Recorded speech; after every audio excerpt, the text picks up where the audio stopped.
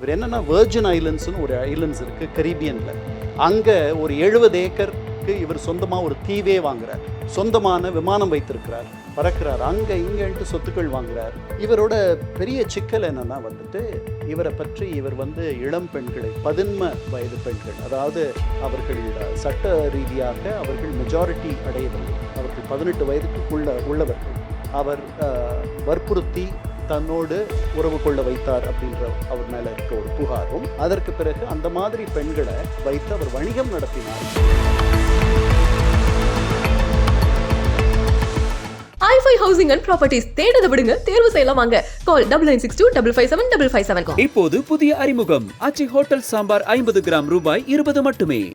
முதல்ல இந்த எப்ஸ்டீன் அப்படிங்கிற யாரு சார்? அவர் ஏன் இவ்வளவு பேசுபொருளா மாறுறாரு? என்ன அவரோட பின்னணி தான் என்ன? அவர் டால்டன் ஸ்கூல்னு சொல்லிட்டு நியூயார்க்கில் இருந்த ஒரு ஸ்கூலில் ஒரு பள்ளி ஆசிரியராக இருந்தவர். ஏன்னா அவர் கல்லூரியில் கணிதமும் இயற்பியலும் ஃபிசிக்ஸும் படித்தவர். ஆனால் பட்டம் வாங்கலை. இருந்தாலும் அவர் இந்த பள்ளியில் சொல்லி கொடுத்தார். அப்போது அவர் சொல்லி கொடுத்த மாணவர்களுடைய ஒரு பெற்றோர், ஒரு தந்தை அவருடைய திறமையையும் ஆற்றலையும் பார்த்து பெருசாக ரொம்ப சிலாகிச்சு அவரை கொண்டு போய் ஒரு ஹெட்ஜ் ஃபண்ட் கம்பெனி இருக்குது, அதாவது இந்த பங்கு சந்தைகளில் முதலீடு செய்வது, அதுக்கு தான் ஹெட்ஜ் ஃபண்டுன்னு பேர். அப்போது அந்த ஹெட்ஜ் ஃபண்ட் கம்பெனி ஒன்றுத்தில் பேர் ஸ்டர்ன்ஸ்ன்னு சொல்லிட்டு ஒரு மிகப்பெரிய உலகளவில் தெரிஞ்ச ஒரு பெரிய கம்பெனி, அந்த கம்பெனியில் கொண்டு போய் அவரை சேர்க்கிறார். 4 வருஷத்தில் அந்த கம்பெனியில் சேர்ந்த பிறகு அவர் பங்குதாரராக அந்த கம்பெனிக்கு மாறிடுறார். அவ்வளவு திறமையான ஒரு ஆளாக இருக்கார். 4 வருஷத்துலலாம் யாரும் பங்குதாரராக மாற முடியாது. உங்களுக்கு 20 வருஷம் ஆகலாம், 15-20 வருஷம் ஆகும். அதனால் அவர் ஆயிடுறார். அந்த இடத்துக்கு அவ்வளோ வேகமாக உயர்ந்துடுறார். அப்புறம் அதை விட்டுட்டு வெளியே அவரே சொந்தமாக தன்னுடைய ஒரு கம்பெனியை தொடங்குறார். அந்த கம்பெனிக்கு பேர் ஜேபி எப்ஸ்டைன் அண்ட் கோ. அவர் ஒரு முதலீட்டு ஆலோசகர். அவர் எடுத்துக்கிற கிளையண்ட் எல்லாம் $1 பில்லியன் குறைஞ்சபட்சம் முதலீடு பண்ணுறவங்கள மட்டும்தான் அவர் எடுத்துக்குவார். $1 பில்லியன். ஸோ 1000 லட்சம் ஒரு கோடினா, $1 பில்லியன்னா அப்போ பார்த்துங்க. அப்போ 900 கோடின்னு நினைக்கிறேன். 900 கோடி நீங்கள் முதலீடு செஞ்சால் தான் உங்களை அவர் அவருடைய வாடிக்கையாளராக எடுத்துக்குவார். சரிதானா? அந்த மாதிரி அவர் பண்ணுறார். பண்ணிவிட்டு அவர் வேகமாக வளர்றார். உண்மையிலேயே ஒரு நல்ல பிரமாதமான ஒரு அறிவாற்றல் மிக்கவராக தான் இருந்திருக்கணும். ஏன்னா அதாவது இவ்வளவு பெரிய வளர்ச்சி இவ்வளவு குறுகிய காலத்தில் எப்படி வருது? அதுவும் இந்த மாதிரி ஆலோசனை, அதாவது வர்த்தக ஆலோசனை, அதுக்கப்புறம் வணிக ஆலோசனை சொல்லி, முதலீடு ஆலோசனை சொல்லி இவ்வளோ தூரம் வர்றதுன்றது, இவ்வளோ வேகமாக வர்றதுன்றது எவ்வளோ பேர் சொல்கிறாங்க. வணிக ஆலோசனை எவ்வளோ பேர் சொல்கிறாங்க, முதலீட்டு ஆலோசனை எவ்வளோ நிறைய நிறுவனங்கள் இருக்குது. அதில் இவர் வேகமாக வளர்றார். இவரை நம்பி பணம் போடுறவர்கள், இவரை நம்பி இவர் சொல்கிறத கேட்டு பணம் பண்ணவர்கள் இவ்வளோ பேர் இருப்பாங்க. இவரே இவ்வளோ பணம் பண்ணியிருக்காரு. இவர் என்னென்னா வெர்ஜின் ஐலண்ட்ஸ்னு ஒரு ஐலண்ட்ஸ் இருக்குது கரீபியனில். அங்கே ஒரு 70 ஏக்கருக்கு இவர் சொந்தமாக ஒரு தீவே வாங்குறார். சொந்தமான விமானம் வைத்திருக்கிறார், பறக்கிறார், அங்கே இங்கேன்ட்டு சொத்துக்கள் வாங்குறார்.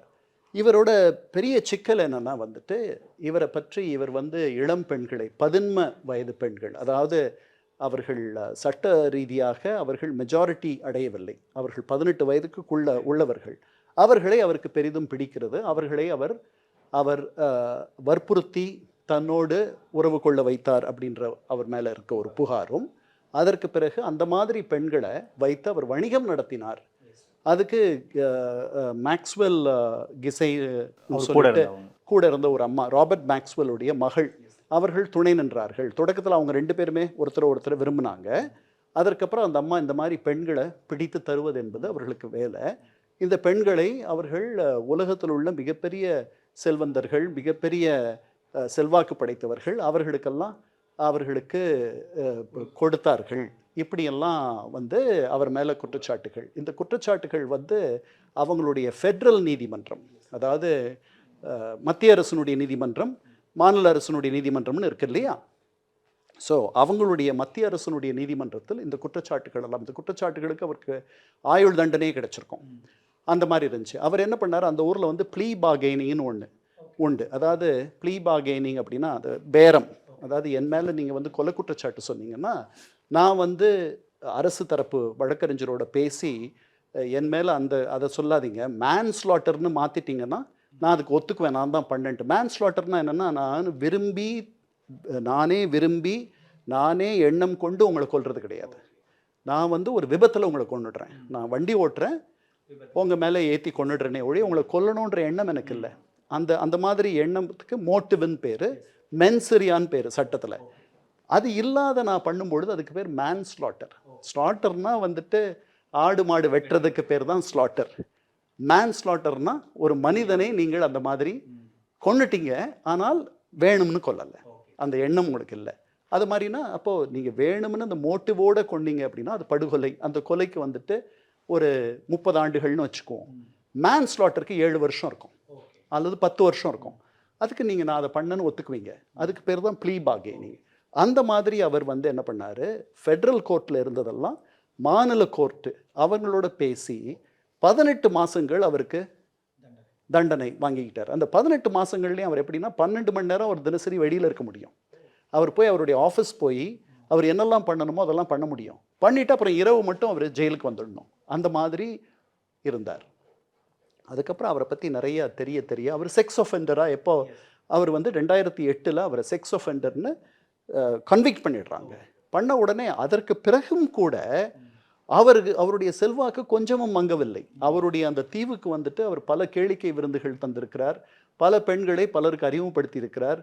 இது வரைக்கும் வந்திருக்கிற படங்கள்லாம் வந்து நீங்கள் பார்த்தீங்கன்னா ரொம்ப இதாக இருக்குது. ஸோ என்னாச்சு, இது தொடர்பு அவர் ட்ரம்ப்பும் அவரோட தொடர்பில் இருக்கார். ட்ரம்ப் என்ன சொல்கிறார், நான் 2004 வரைக்கும் நான் அவரோட தொடர்பில் இருந்தேன், அதுக்கப்புறம் வந்து அவர் ஒரு க்ரீப், ஒரு அருவருப்பானவர்னு எனக்கு தெரிஞ்சு போச்சு. ஏன்னா என்னுடைய மாரலாகோவோ அல்லது அவருடைய மேன்ஷன்லேயோ அவருடைய மாளிகையிலையோ ஒரு பெண்ணோட, ஒரு இளம் பெண்ணோட, வயதுக்கு வராத, அதாவது சட்ட ரீதியாக வயதுக்கு வராத ஒரு பெண்ணோட அவர் வந்து தப்பாக நடந்துக்கிட்டாருன்னு எனக்கு தெரிஞ்ச உடனே க்ரீப், அருவருக்கத்தக்கவர், என்ன அச்சுறுத்தக்கூடியவர் அப்படின்ட்டு நான் அவரை ஒதுக்கிட்டேன் அப்படின்னு சொல்கிறார்.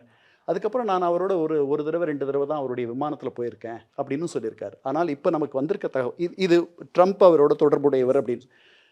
ட்ரம்ப்பே தன் மேலே வலிய இதெல்லாம் எடுத்து கொண்டு வந்துட்டாருன்ட்டு நான் நினைக்கிறேன். எப்படின்னா, அவர் முதன்முறை தேர்தல் பிரச்சாரத்தில் இருக்கும் பொழுது பில் கிளின்டனுக்கும் எப்ஸ்டெயினுக்கும் நிறைய தொடர்பு உண்டு, அதை நம்ம விசாரிக்கணும், அவங்க 2 பேரும் என்ன பண்ணாங்கன்னு பார்க்கணும் அப்படின்லாம் பேசிகிட்டு இருந்தார்.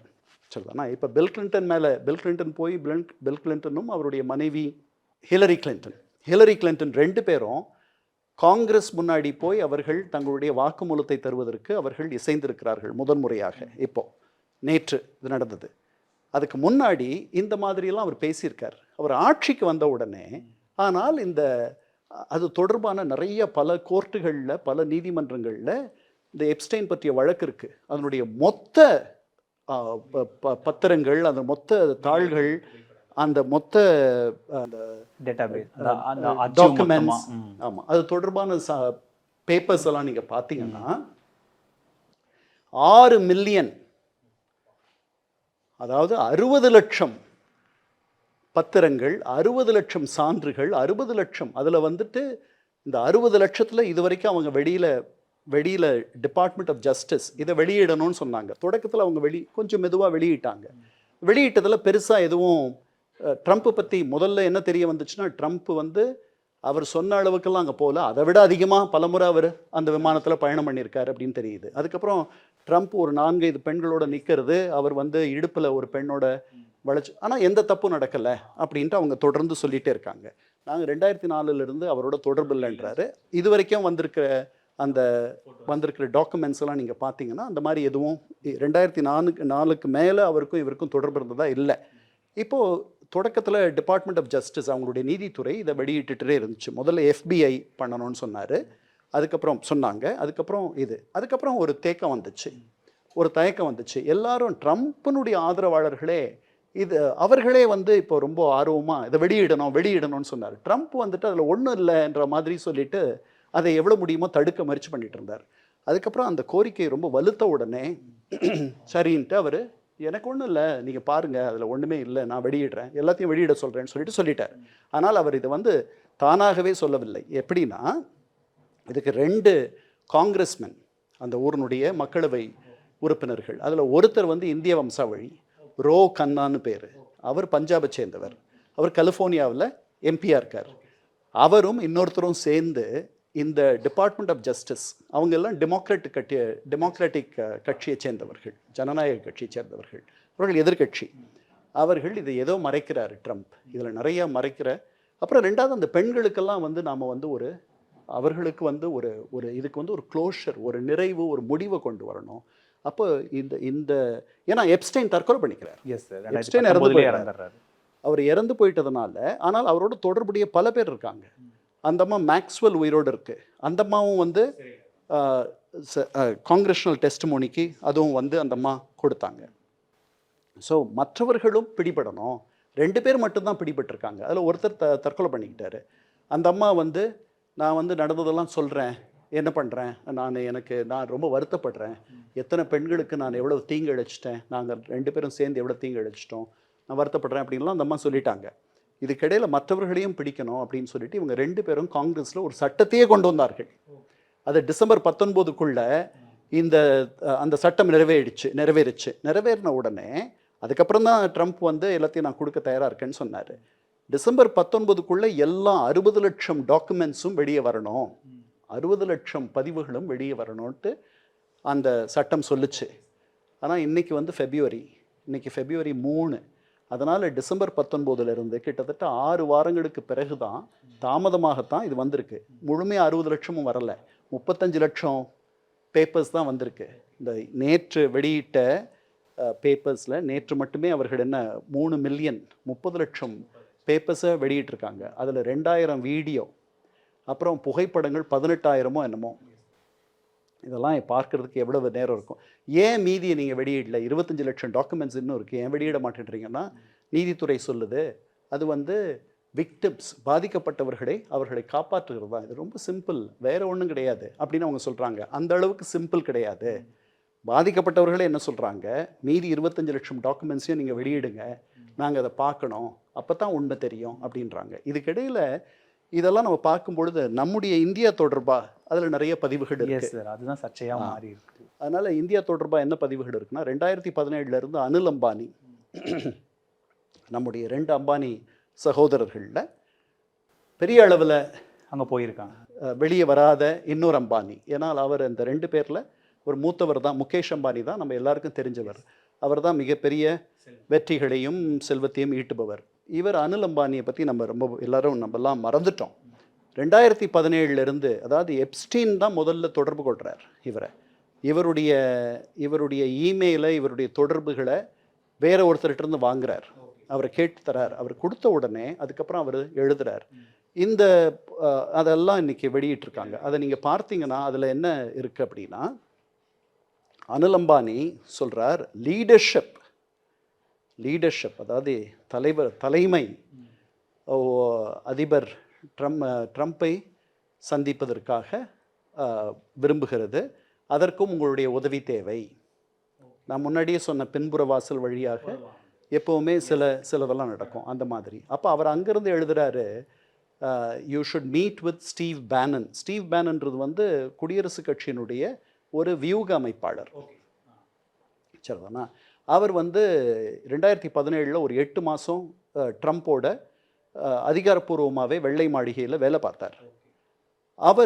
அவரை நீங்கள் சந்திக்கணும். அதுக்கப்புறம் ஜாரட் கூஷ்னர் இவர் எழுதுகிறார், அவங்கள பார்க்குறதுக்கு வேணும் அப்படின்ட்டு. உடனே நீங்கள் ஜாரட் கூஷ்னர் வந்து அவருடைய மருமகன், அவரை பார்க்கறதுக்கு உங்களுடைய உதவி தேவைன்ட்டு அவர் நான் ஏற்பாடு பண்ணுறேன்ற மாதிரி ஏதோ சொல்கிறாரு போல இருக்குது.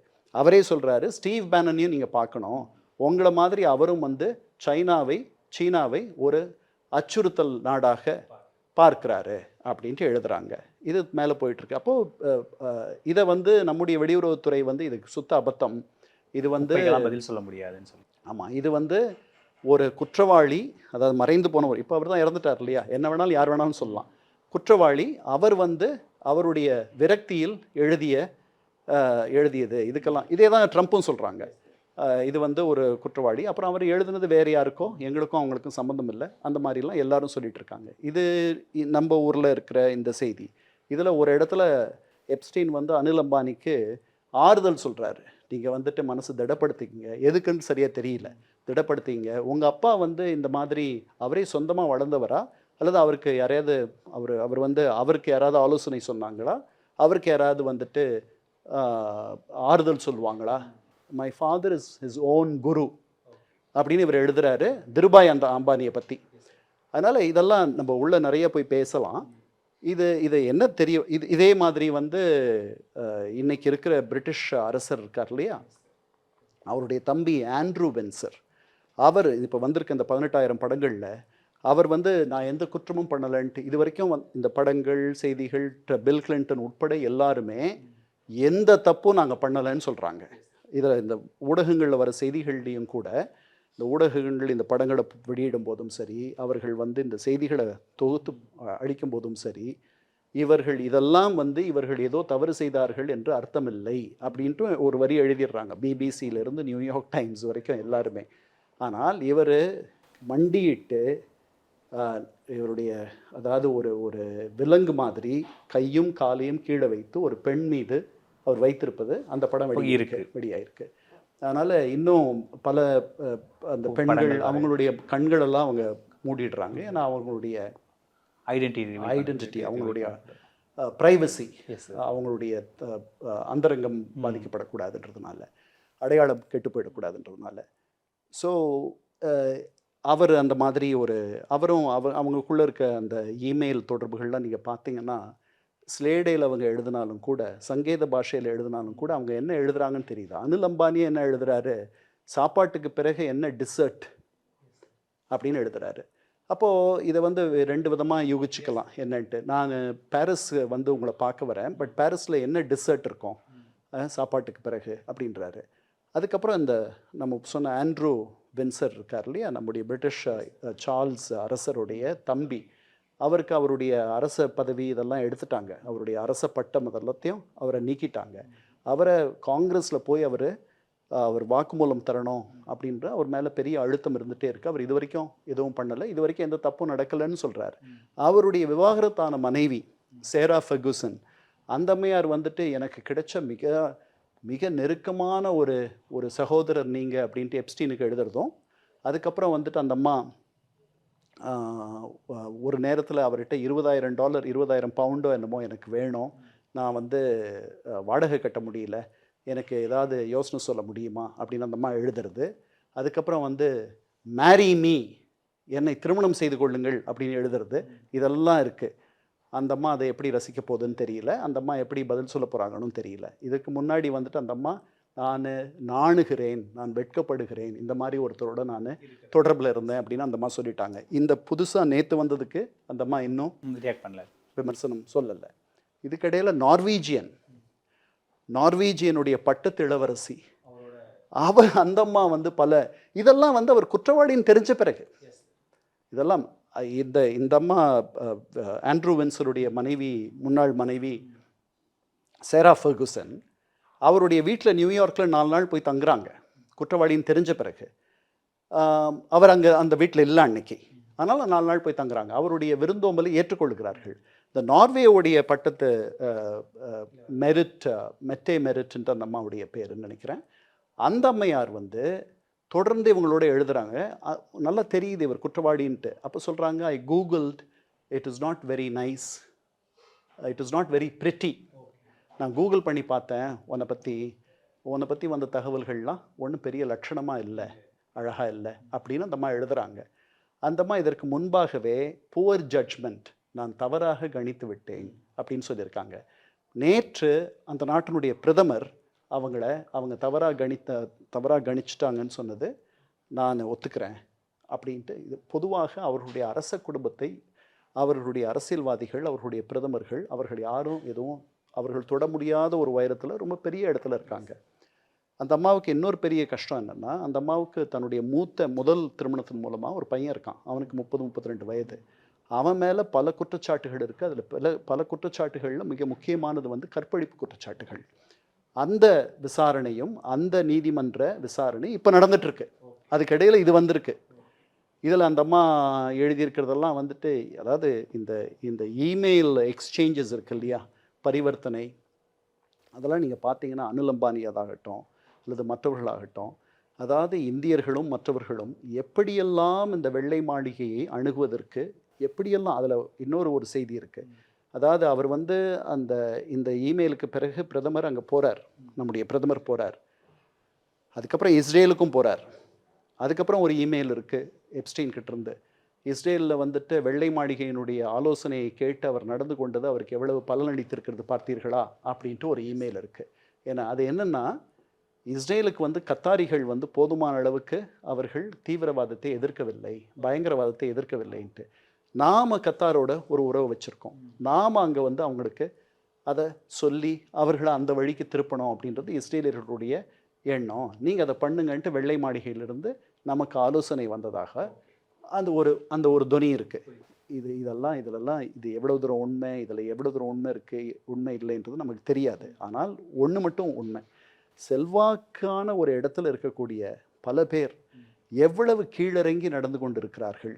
என்ன ரோல் மாடலாக இருக்கிறவங்க அவர்கள் தனிப்பட்ட வாழ்க்கையில் எவ்வளவு கீழே. இதுக்கிடையில் மேண்டல்சன்னு சொல்லிட்டு முன்னாடி பிரிட்டிஷோடைய வணிக செயலாளராக இருந்தவர், அதாவது வணிக அமைச்சராக இருந்தவர், அவருக்கு வந்து 75,000 பவுண்டோ டாலரோ இவர் அனுப்பியிருக்காரு. அதுக்கப்புறம் அவர் அரசு ரகசிய குறிப்புகளை அவரோட வந்து பகிர்ந்திருக்காரு அப்படின்னு சொல்லிட்டு. அவர் ஹவுஸ் ஆஃப் லார்ட்ஸில் இருக்கார், அதாவது நம்முடைய ராஜ்யசபா மாதிரி. அங்கே அவர் முன்னாள் அமைச்சர். இன்றைக்கி இருக்கிற ஆட்சி செய்யக்கூடிய தொழிலாளர் கட்சியினுடைய லேபர் கட்சியில் இருக்கக்கூடிய ஒரு பியர். அவர் அந்த லார்டாக இருக்கவங்களுக்கு பியர்னு சொல்லுவாங்க. ஸோ அவரை வந்து கட்சி அந்த லார்டு பதவியிலிருந்து நீக்கணும், மேலவை உறுப்பினராக இருக்கிறது வந்து நீக்கணும். ஆனால் அதுக்கான வழிமுறைகளும் அதிகாரமும் எனக்கு போதுமான அளவு இல்லை. அது ரொம்ப நீண்ட நாள் எடுக்கும் அந்த நடைமுறை. அவர் வந்து என்ன சொல்கிறாரு, அவர் வந்து பிரிட்டனுடைய அமெரிக்க தூதராகவும் கொஞ்ச நாள் இருந்தார். இந்த தகவல்கள்லாம் வெளியே கசிஞ்ச பிறகு 1 வருஷத்துக்கு முன்னாடியே அவர் ராஜினாமா பண்ணிட்டு வர வேண்டியதாகிடுச்சு. இப்போ இது 2வது முறை வந்திருக்கு. பல பேர் என்ன சொல்கிறாங்க, அவர் குற்றவாளின்னு தெரிஞ்ச பிறகு நாங்கள் அவரோட தொடர்பு இல்லைன்றாங்க. அது இல்லைன்ட்டு ஆயிடுச்சு. இப்போது அவர்கள் அப்பவும் தொடர்பில் இருந்திருக்காங்க. அதனால் அவரை நாடி போனவர்கள் ஒன்று அவருடைய செல்வாக்கை பயன்படுத்தி தங்களுடைய நலனை இன்னும் அவர்கள் வேகப்படுத்தி கொள்வது, அதிகப்படுத்தி கொள்வது, அதற்காக போயிருக்காங்க. அவர்களுடைய கேளிக்கைக்காக, அவர்களுடைய தனிப்பட்ட புலன் இச்சைகளுக்காக போயிருக்காங்க. இவர்கள்லாம் நீங்கள் சொன்ன மாதிரி இவர்களெல்லாம் வந்து ஒரு உயரத்தில் இருக்கக்கூடிய பெரும் தலைவர்கள், தனிப்பட்ட பொது வாழ்க்கையில் இவர்களெல்லாம் பெரிய வெற்றியாளர்கள். இவர்களே இப்படி நடந்துக்கிறாங்க. இவர்கள் வந்திருக்கிற அந்த ஃபோட்டோ இதெல்லாம் வந்து இந்த மொத்த நிகழ்ச்சியும், இந்த மொத்த நமக்கு நடந்திருக்கிற இந்த மொத்த சம்பவங்களும் இனி வரும் காலத்திற்கு பொது வாழ்க்கையில் இருப்பவர்கள் இன்னும் எவ்வளவு கவனமாக நடந்து கொள்ள வேண்டும் என்பதற்கு இது வந்து அதாவது எப்ஸ்டீன் போயிட்டார், எப்ஸ்டீன் மாட்டிக்கிட்டார். இந்த மாதிரி பல இடங்களில் பல நேரங்களில் பலர் நடந்து கொண்டிருக்கிறார்கள், நடந்து கொண்டிருப்பார்கள், நடந்து கொள்வார்கள். அவர்களுக்கெல்லாம் இது வந்து என்னைக்காவது ஒரு நாளைக்கு அம்பலத்துக்கு வந்துடும் அப்படின்ற ஒரு அச்சம் இருந்தால் ஒழிய இது நடக்காத இருக்காது. நன்றி சார், இவ்வளோ நேரம் நேரத்தை எங்களோட செலவழிச்சதுக்கு ரொம்ப நன்றி sir. i5 housing and properties தேடுத விடுங்க, தேர்வு செய்யலாம் வாங்க. கால் 9962557557. இப்போது புதிய அறிமுகம் ஆச்சி ஹோட்டல் சாம்பார் 50 கிராம் ரூபாய் 20 மட்டுமே.